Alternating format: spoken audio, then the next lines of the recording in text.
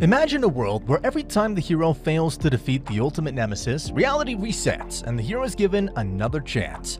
That's right, every time the hero fails, the hero and the world in which he exists are recreated. No one knows how many times this world has been restored or how many times it will be repeated. Nevertheless, those who choose to embark on their own hero's journey will begin their adventure once more. Long ago, a war occurred between the gods. During this war, the god of nature, Orbis, was attacked by celestial beings and put into a state of suspended animation. The goddess of life, Dish, restored Orbis back to its original state. That's right. This place, my friends, is where our story takes place. Unable to destroy the god of nature, Orbis, due to the interference of the goddess of life and the full moon, the god of celestial beings devised a plan to brainwash Ilrios, the god of the sun, and use him as a pawn to destroy Orbis. Despite the attempts to break her loyalty, Dish's devotion to Orbis remains unshaken. Dish decides to divide her power and entrust it to Ross, the heir of the Covenant, who will rise to defend the world when it falls into danger. Thus, Ross El Claire, the alter ego of the goddess, emerges, accompanied by his guardian. He proclaims his determination to save the world as the heir of the Covenant and fulfill the will of the goddess. This kickstarted an epic tale of adventure and meaning that finally resulted in the death of Archdemon, only for the god of the sun to then send another Archdemon. Ross is not the sole heir, as there are others selected by the Guardians created by Dish. However, only Ross holds the title of the heir of the Covenant. Anyway, the heir, accompanied by his guardian, engages in countless battles to defend the world, but it was never going to end. No matter how many times the heir defeats the Archdemon, another one will show up to take its place. Of course, the heir isn't omnipotent, and so he eventually loses. Ultimately, the world met its downfall. Can you imagine what Dish does next? That's right, she harnesses her power to fully restore the world. In an instant, the land of Orbis is restored, and the memories of its people are also reset. Peace and tranquility become a thing yet again, as the land of Orbis returns to being the utopia it once was. But if only things were so simple. This restored world isn't as perfect as the last one. To make matters worse, Dish had expended much of her energy. Over the course of an infinite period, Dish proceeded to restore the world 6 times. But all conflicts end sooner or later. When Ross and his companions fail to win the war against the Archdemons, Dish realizes that it is once again time for her to restore the world. That's when the land of Orbis is restored for the 7th time. This version of the world is, of course, weaker than ever before. The same goes for the heir himself.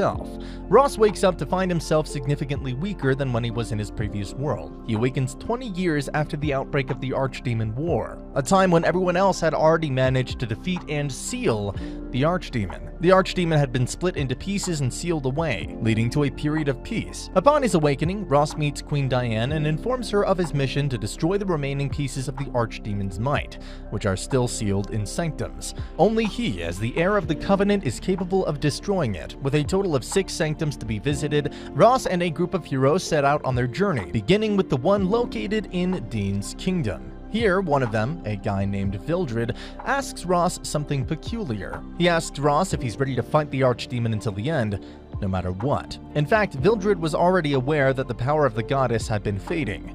If the Archdemon were to break free now of all time, there's no telling what would happen.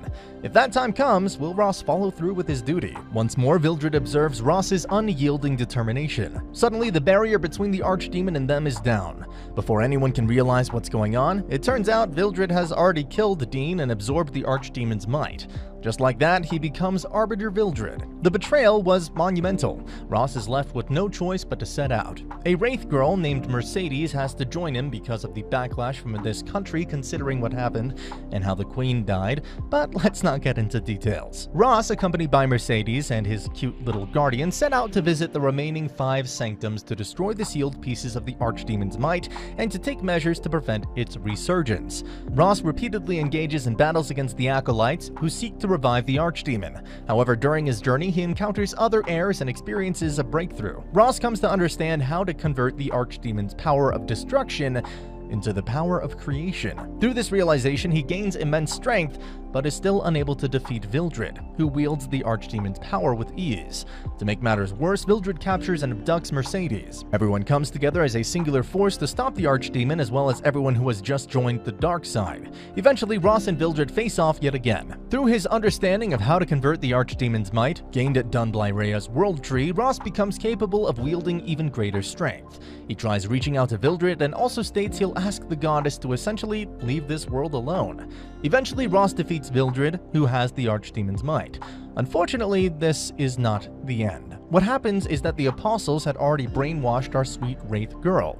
They use her to reabsorb the Archdemon might that Vildred previously absorbed, and just like that, the Archdemon is reborn. This also means Vildred is now dead. Since Mercedes was created as a vessel for the Archdemon, she wields tremendous power. However, Ross never gives up, and he eventually manages to defeat Mercedes as well, leading to peace in the land of Orbis once again. However, for some reason, Ross vanishes into thin air not long after. That's right, he goes on another journey in search of clues on how to separate the Archdemon's soul from that of Mercedes.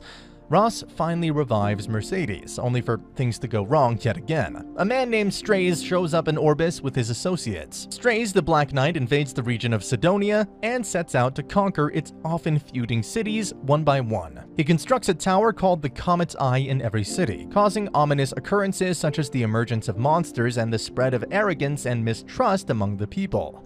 Now, do you know what time it is? Yep, it's time for the Heir of the Covenant to come and see what's wrong. Ross travels to Sidonia. Upon arriving in Sidonia, he discovers deep-seated animosity between the cities.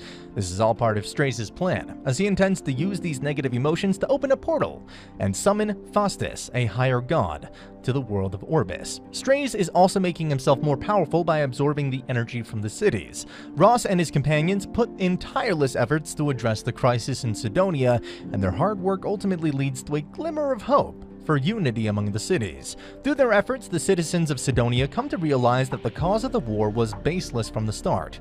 There is one city lord who sees the crisis of Sidonia as an opportunity. You heard that right. City Lord Lilius of Perland sees the crisis as an opportunity to unify the continent and restore the glory of her family, House Perludia. Strays appears, destroys the army, and defeats Ross. Now, why would the City Lord of Perland want to use this disastrous situation to her advantage? She was willing to exploit even the invasions of aliens, including Strays, to achieve her ultimate goal of unifying Sidonia. Things get awfully rowdy and political at one point, but let's just say our hero saves the day. Allied forces from across Sidonia unite to confront not only Strays, but also Lilius.